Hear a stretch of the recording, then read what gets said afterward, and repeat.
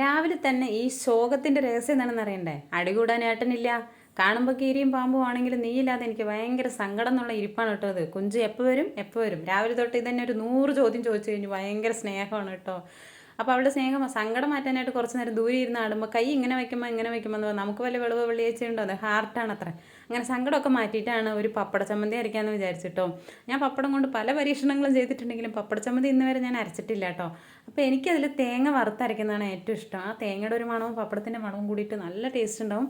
അപ്പോൾ നമുക്ക് ആദ്യം നമ്മുടെ മെയിൻ ഇൻഗ്രീഡിയൻ്റ് ആയ പപ്പടം വറുത്ത് വയ്ക്കണമല്ലോ. അത് കഴിഞ്ഞിട്ട് തേങ്ങ ഒരു പരുവാകുന്ന വരെ വറുത്താൽ മതി. ഒരുപാട് അങ്ങോട്ട് മുരിഞ്ഞു പോകേണ്ട ആവശ്യമൊന്നുമില്ല. അപ്പോൾ ഒരു മിക്സിയുടെ ജാറിലേക്ക് വറ്റൽമുളക്, കറിവേപ്പില, ഇഞ്ചി, ചെറിയുള്ളി ഇട്ട് ആദ്യം ഒന്ന് ചതച്ചെടുക്കുക, പുളിയും ചേർത്തിട്ട്. അതിന് ശേഷം നമ്മൾ വറുത്ത് വെച്ചിരിക്കുന്ന തേങ്ങയും പപ്പടും ആവശ്യത്തിന് ഇച്ചിരി ഉപ്പിട്ടാൽ മതി. ഓൾറെഡി പപ്പടത്തിൽ ഉപ്പുണ്ട്. അതും ചേർത്ത് നന്നായിട്ട് അരച്ചെടുത്ത് കഴിഞ്ഞാൽ നമ്മുടെ ചമ്മന്തി തയ്യാറാണ് കേട്ടോ. ഇതുപോലെ നിങ്ങൾ അരച്ചിട്ടില്ലെങ്കിൽ ഒന്ന് ട്രൈ ചെയ്ത് നോക്കുക. അപ്പോൾ ഇതുപോലുള്ള നല്ല വീഡിയോസിനായിട്ട് നമ്മുടെ ചാനൽ സബ്സ്ക്രൈബ് ചെയ്യുക. ഇന്ന് ഞാനാണ് ടേസ്റ്റ് നോക്കുന്ന ആൾ കേട്ടോ. അപ്പോൾ ഇത്രയേ ഉള്ളൂ. ബായ്.